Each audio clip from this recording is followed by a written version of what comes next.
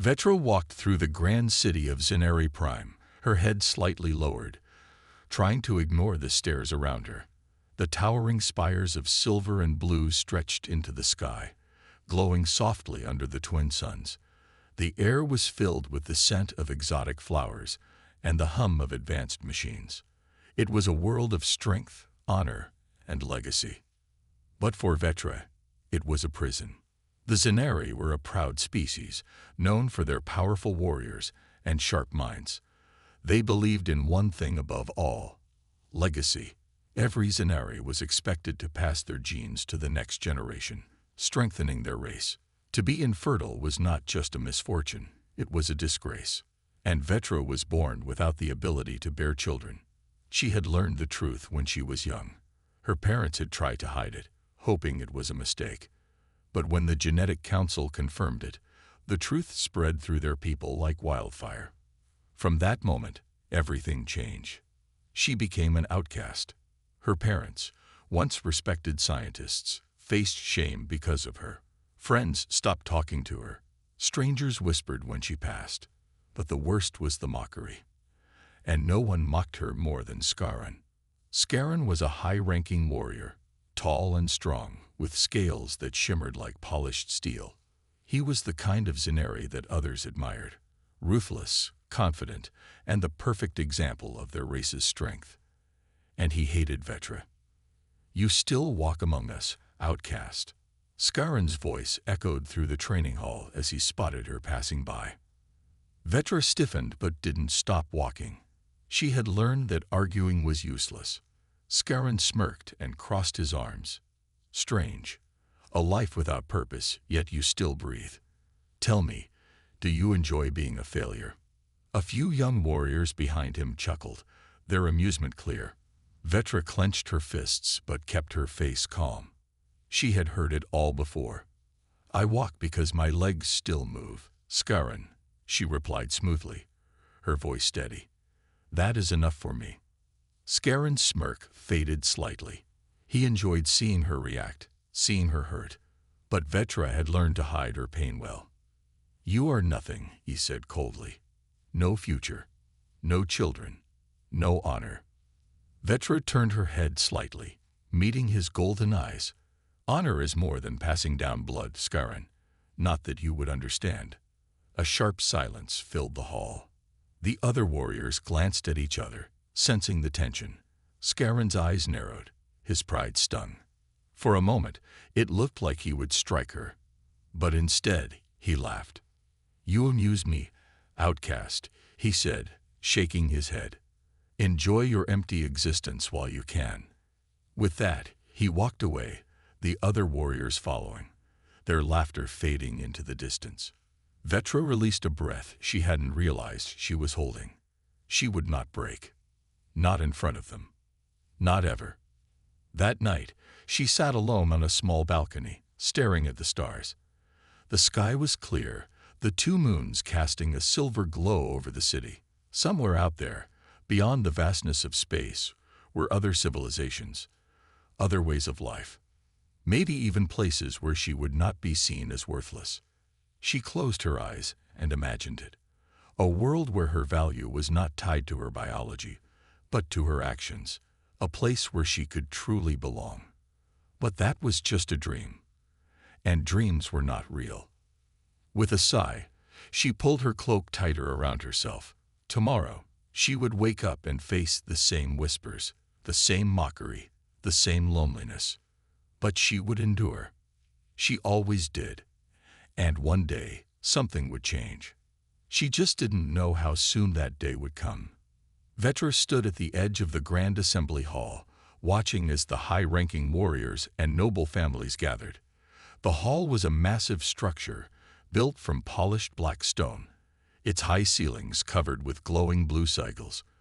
It was a place where only the worthy were invited. Vetra had no right to be here. Yet, today was different. Today, the humans had arrived. It was the first time their species had officially visited Zenari Prime. The Terran Federation had sent a delegation to discuss trade, military alliances, and cultural exchange. The Zenari, proud and powerful, were skeptical of the humans, They had heard stories of their unpredictability, their strange ways, and their stubbornness. But what caught Vetra's interest the most was this: humans did not judge their people by genetics. She had overheard Zenari officials discussing this in hushed voices. Humans had warriors, leaders, and even rulers who were not the strongest or the fastest. Their value came from their minds, their choices, their actions. A species like that intrigued her. She stayed in the shadows, watching as the human delegation entered. They were shorter than the Zenari, their skin soft and smooth. Some had dark hair, others light. Their eyes were filled with curiosity, not fear. And at the front of them was a soldier, a man with sharp green eyes and a confident stride. His name, she learned, was Sergeant Daniel Carter. As the meeting went on, Vetra remained at a distance, listening. The Zenari High Council spoke with the human representatives about trade routes and military cooperation. The conversation was polite but cold. The Zenari respected strength, and though humans had proven themselves in battle, they were still seen as lesser. Scaron, as expected, made his presence known. He stood tall, his powerful arms crossed, looking down at the humans like they were children playing war. "You speak of alliances," Scaron said, his voice deep. "But what can your kind truly offer us? We have power, speed, and superior warriors. What do you have?" Daniel Carter smiled. It was not a nervous smile.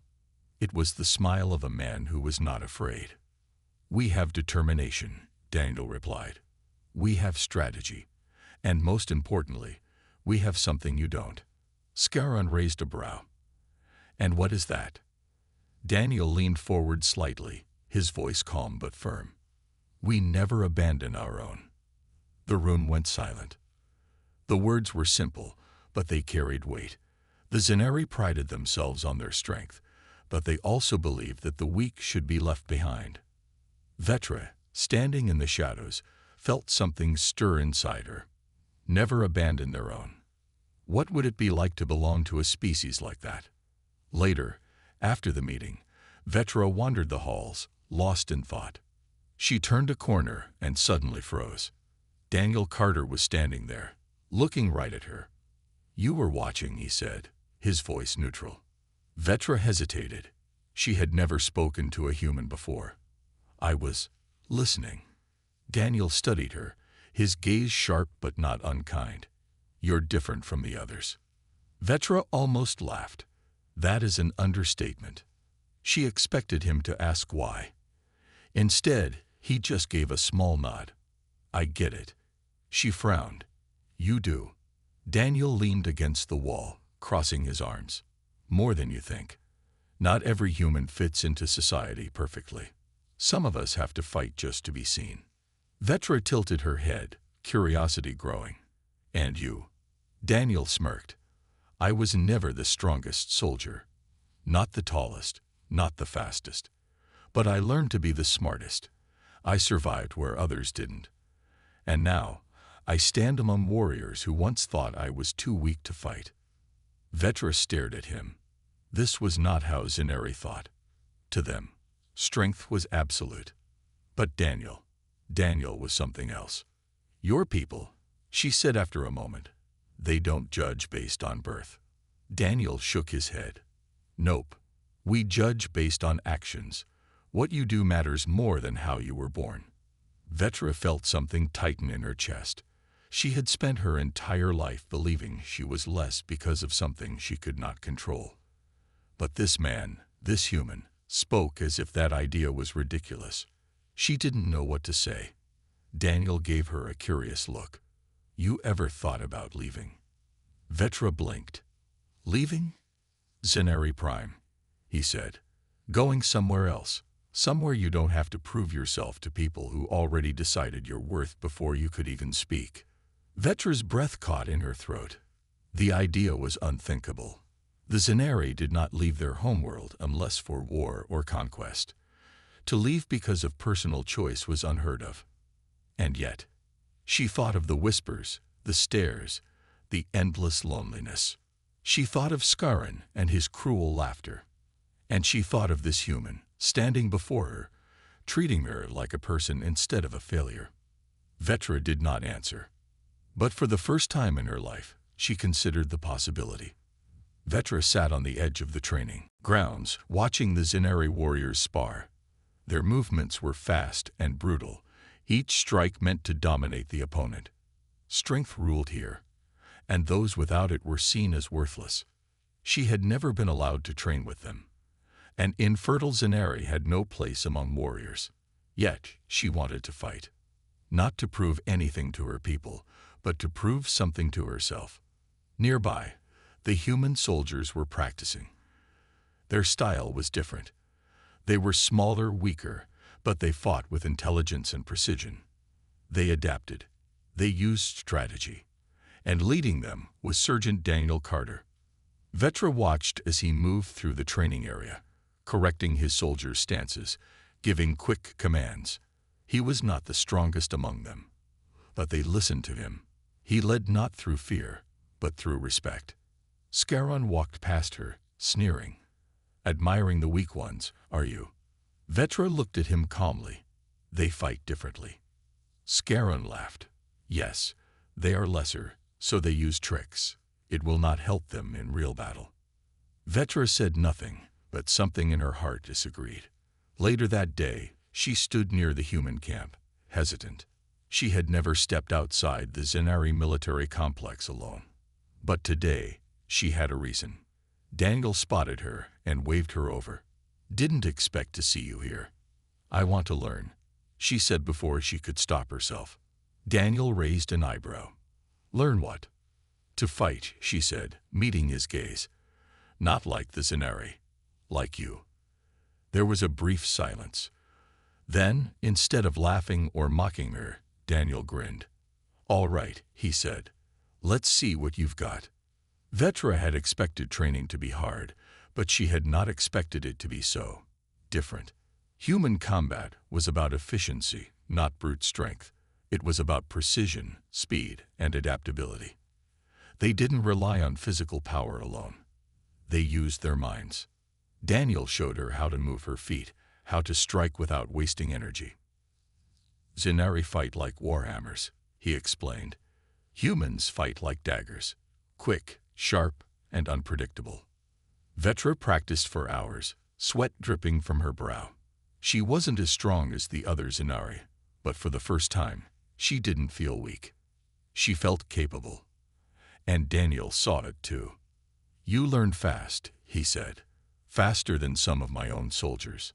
Vetra felt something stir in her chest. Pride. A feeling she had long forgotten. That night, the attack came. The alarms blared through the city as an explosion rocked the Zinari capital. Pirates.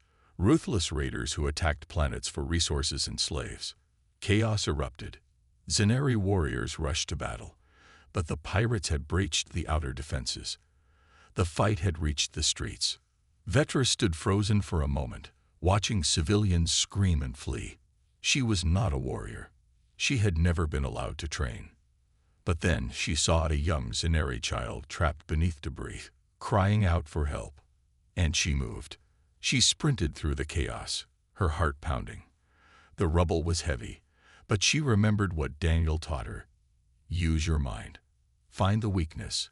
Adapt. Instead of lifting the heavy stone, she found a lever, a broken metal beam, and used it to shift the weight. The child crawled out, sobbing, and Vetra grabbed them, running toward safety. Then she saw a pirate aiming a weapon at them. Her instincts screamed at her to run, but she remembered something else. A dagger is not meant to be strong. It is meant to be fast. She grabbed a discarded Zinari blade, her hand steady, her training kicking in. The pirate lunged, but Vetra sidestepped, using his momentum against him, and struck the back of his leg. He collapsed, stunned, and she knocked him unconscious with a precise hit to the head. She had won. She had fought. And she had saved a life. When the battle ended, Vetra stood in the ruins of the street, breathing heavily. Around her, the Zinari warriors gathered, staring at her in shock. And then Scaron stepped forward.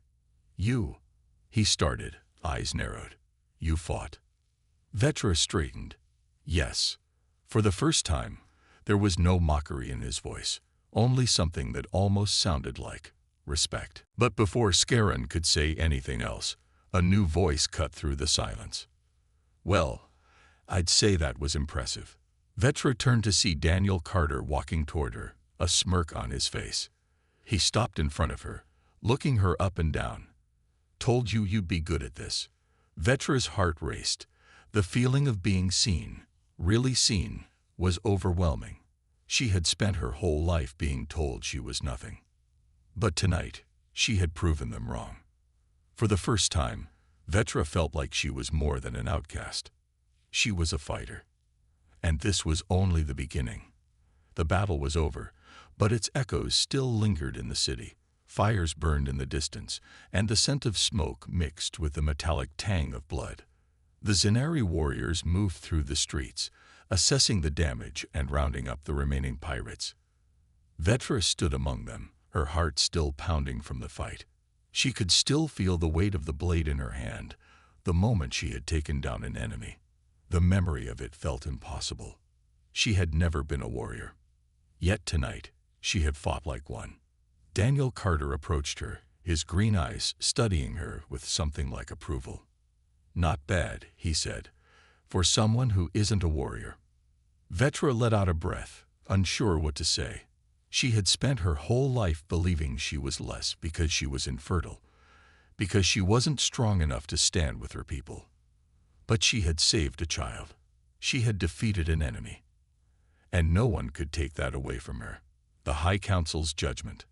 The next morning, Vetra was summoned to the High Council chamber.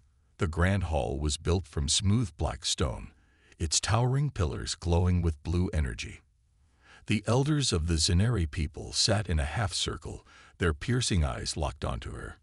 Scaran was there too, standing with the other warriors. His expression was unreadable.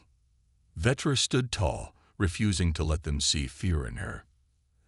Aldervor, an ancient Zenari with deep silver scales, leaned forward. You fought in the battle last night. Yes, Vetra said. I did. There was a murmur among the elders. Some looked impressed, others displeased. You had no authorization to engage in combat. Another elder said, you were never trained as a warrior. Vetra's hands clenched. That did not stop me from saving lives. Scaran, who had been silent until now, spoke. She fought well. The room went silent. Vetra turned to look at him in shock. Scaran, the same warrior who had mocked her for years, was now defending her. Elder Vor studied her carefully. You displayed skill, despite your lack of training. But skill alone does not make one a warrior. Vetra knew what he meant. No matter how well she had fought, she was still an outcast in their society. Her infertility made her a failure in their eyes. She took a deep breath. Then perhaps it is time to change what makes a warrior. The elders exchanged glances. Some looked angry, others intrigued. Vetra pressed on. Strength is more than bloodlines. I fought because I wanted to protect. I fought because I could. Not because of what I was born as, but because of what I have become. Silence filled the hall. Then Elder Vor nodded slowly. Perhaps it is time for the old ways to be questioned. It was not a victory, but it was not a defeat either. Vetra had planted a seed, a choice to make. After the council meeting, Vetra walked through the city, her mind spinning. She had fought. She had stood before the High Council and defended herself. But what came next? She found Daniel Carter outside the human camp, watching as his soldiers prepared to leave. The Terran delegation had completed their mission, and they would soon return to their homeworld. You did well back there, Daniel said as she approached. I think you made them think. Vetra let out a small laugh. That alone is a victory. Daniel studied her for a moment. So, what now? Vetra exhaled. That was the question, wasn't it? For the first time in her life, she had proven herself. But she knew that, no matter what she had done, she would always be seen as different among her own people. You asked me before if I ever thought about leaving, she said. Daniel nodded. Vetra hesitated, then met his gaze. I think I'm ready to see what's out there. A slow grin spread across Daniel's face. Well then, he said, I think we have room for one more. A new path lay before her, one that no Zenari had ever taken. And for the first time in her life, Vetra felt free. Vetra stood on the balcony of the Zenari Grand Spire, overlooking the vast capital city. The sun was setting, painting the sky in hues of deep orange and violet. This had been her home for her entire life. Yet, for the first time, she felt like a stranger in her own world. Below, the streets were alive with warriors celebrating their victory against the pirates. The Zenari took pride in their strength, in their warrior traditions, but none of them knew the feeling of being denied that path. None of them understood what it was like to be born different. But the humans, they were different. Daniel Carter had offered her something no Zenari ever had. A chance to prove that she was more than her genetics, a chance to choose her own path. And she had made her decision. She turned away from the balcony, her mind set. It was time to leave. Farewells and doubts. The human transport ship was docked at the central spaceport, preparing for departure. The towering metal structure hummed with energy as human soldiers moved in and out, loading supplies and securing the vessel. Vetra arrived with only a small pack of belongings. She owned little, and even less of it mattered now. Her heart pounded as she walked through the crowded spaceport, the weight of her decision pressing down on her. Would the humans truly accept her? Could she really leave everything behind? A voice interrupted her thoughts. You are actually going through with this. She turned to see Scarin standing a few feet away. His arms were crossed, his usual arrogance replaced by something else, something almost like curiosity. Vetra met his gaze. Yes, I am. Scarin studied her for a long moment. Then, to her surprise, he nodded. You are braver than I thought, he admitted. Few would leave everything behind for the unknown. Vetra tilted her head. Would you? Scarin smirked, but there was no cruelty in it this time. No, but I respect those who do. It was the closest thing to acceptance she had ever received from him. And strangely, it felt like enough. With one final nod, Scarin turned and walked away, leaving Vetra with a feeling she had never expected: closure. A new beginning. At the entrance of the transport ship, Daniel Carter stood waiting. He leaned against the metal frame, arms crossed, a knowing smile on his face. Figured you'd show up, he said. Vetra exhaled. You were that sure? Daniel shrugged. Not sure. Just hopeful. She stepped forward, crossing the threshold into the ship. It was a small step, but to her, it felt like crossing into an entirely new world. As the doors closed behind her and the engines roared to life, Vetra took one last look at Zenari Prime through the viewport. The world she was born in, the world that never truly saw her. And then, as the ship lifted off, she turned away. She was no longer just Vetra, the outcast. She was Vetra, the warrior of her own destiny. And her journey was just beginning. Vetra sat near the viewport of the human transport ship, watching the stars stretch into long, glowing lines as they jumped into faster-than-light travel. The sight was mesmerizing, unlike anything she had ever seen before. She had left her homeworld behind. There was no turning back now. The ship hummed softly around her, filled with the quiet conversations of human soldiers. They had accepted her presence without question. Some offered curious glances, but none of them looked at her with disdain, a sharp contrast to how her own people had treated her. She had spent her life being seen as less. Now, for the first time, she felt like she belonged. Training with the humans. Days passed aboard the ship, and Vetra found herself joining the human soldiers in their training sessions. She had already learned some of their combat techniques from Daniel Carter, but now she was training as one of them. Daniel stood in the center of the training room, watching as she sparred with a human soldier named Corporal Hayes. Vetra dodged a strike, pivoted, and aimed a precise hit at Hayes' side. But he anticipated it and blocked, countering with a quick jab. She barely managed to duck. "Not bad," Hayes said, grinning. "But you telegraph your moves." Vetra frowned. "Telegraph?" Daniel chuckled. "It means your movements are predictable. You need to mix things up." She nodded, adjusting her stance. Humans fought with unpredictability, something the Zenari never considered in their strict battle techniques. This time, she faked an attack to the left but struck from the right. Hayes didn't expect it, and her hit landed squarely on his shoulder. "Dan," he muttered, rubbing the spot. "You learn fast." Daniel gave her an approving nod. "Told you she was good." Vetra felt something unfamiliar bloom inside her. Pride, doubts, and questions. Later that night, Vetra found herself alone in the observation deck, staring at the distant stars. Despite everything, a small part of her still wondered. Had she made the right choice? Would she ever truly belong anywhere? Footsteps approached, and she turned to see Daniel standing beside her. He didn't say anything at first, simply gazing out at the stars alongside her. After a moment, he spoke. "You're thinking about home, aren't you?" Vetra hesitated. "Not home. Just the past." Daniel nodded as if he understood. "Change is hard. Leaving behind everything you've ever known. It's terrifying." She sighed. "I thought it would be easier." Daniel smirked. "It never is. But the fact that you chose this path, that means something." Vetra looked at him. "What does it mean?" "That you're stronger than you think," Daniel said simply. His words settled inside her, chasing away the last shadows of doubt.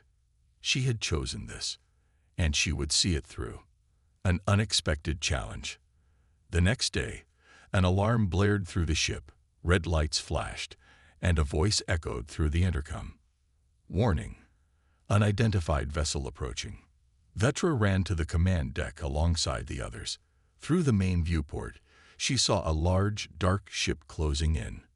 Its design was unfamiliar, sleek, dangerous, and nothing like human or Zenari ships. Daniel's face hardened. Pirates.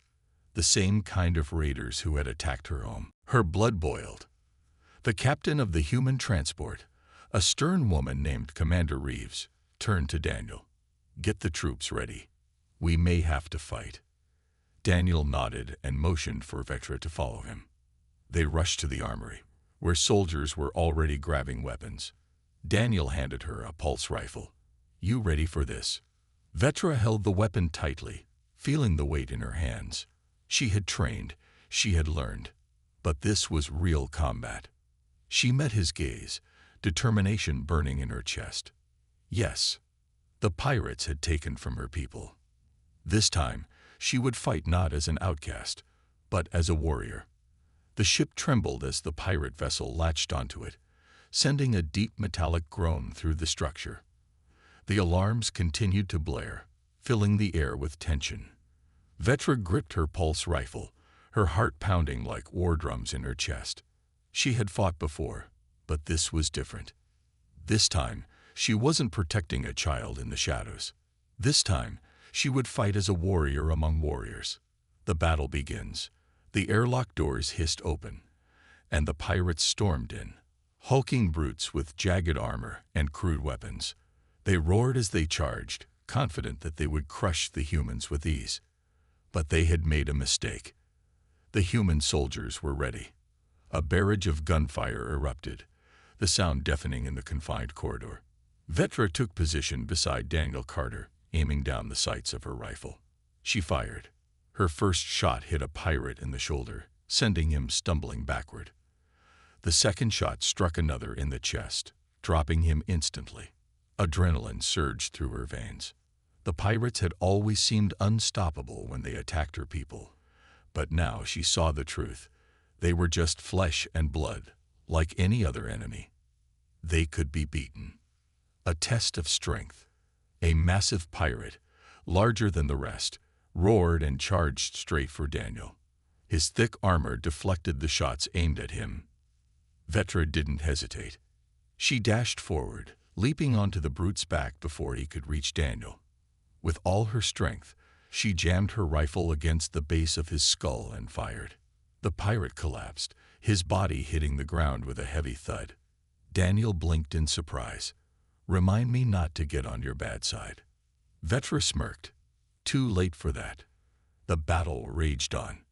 The humans fought with precision, using their training and strategy to outmaneuver the pirates. But the enemy kept coming, their numbers overwhelming. Then, a voice crackled over the intercom. "They're trying to breach the engine room. If they take it, we're dead in space." Vetra's grip on her rifle tightened. "I'll go." Daniel looked at her. "You sure?" She nodded. "I won't let them win." The final stand. Vetra sprinted through the ship, weaving through smoke-filled corridors. When she reached the engine room, the pirates were already inside, their weapons trained on the engineers. One of them grabbed a human technician and growled, "Deactivate the defense systems, or you all die." The technician looked terrified. His hands trembled as he reached for the console. Vetra stepped forward, aiming her rifle. "Let them go." The pirates turned, sneering. One of them laughed. "And what are you going to do about it, little outcast?" Vetra's blood boiled. She was done being looked down on. She fired first. Her shot struck true, dropping the nearest pirate before he could react. The others lunged at her, but she moved like a storm, ducking, dodging, countering with precise strikes. One pirate swung a heavy blade at her. She sidestepped, grabbed his wrist, and drove the butt of her rifle into his face. He crumpled instantly. The last remaining pirate raised his weapon at the terrified technician. Vetra didn't hesitate. She lunged, tackling him to the ground before he could fire. They struggled, the pirate's strength nearly overwhelming, but Vetra refused to yield. With a final, desperate push, she wrenched the weapon from his grip and ended the fight. Silence filled the engine room. The engineers stared at her, wide-eyed. She wasn't just one of them now. She was a savior, a new beginning. By the time Vetra returned to the command deck, the remaining pirates had been defeated. Their ship was disabled, and those who survived were taken as prisoners. The battle was over. Daniel met her at the entrance, his expression unreadable. Then, without a word, he clapped a hand on her shoulder. "You saved them," he said. "You saved all of us." Vetra let out a slow breath. The weight of the fight, of everything that had led to this moment, settled in her chest. She wasn't a Zenari outcast anymore. She wasn't a failure. She was a warrior. And for the first time in her life, she truly belonged.